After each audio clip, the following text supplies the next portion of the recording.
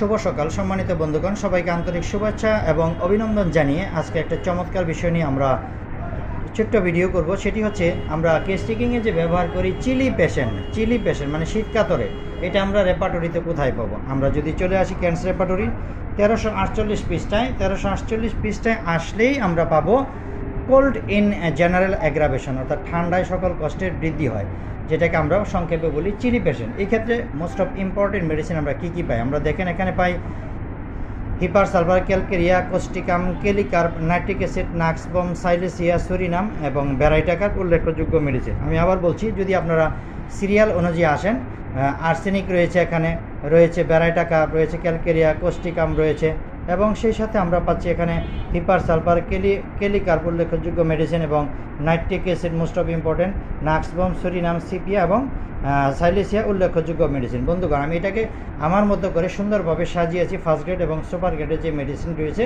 সেগুলিকে আমি আমার মতো সুন্দরভাবে সাজিয়েছি। Hepar sulphur, calcarea, causticum, kali carb, nitric acid, nux vom, silicea, psorinum এবং ভ্যারাইটাকার।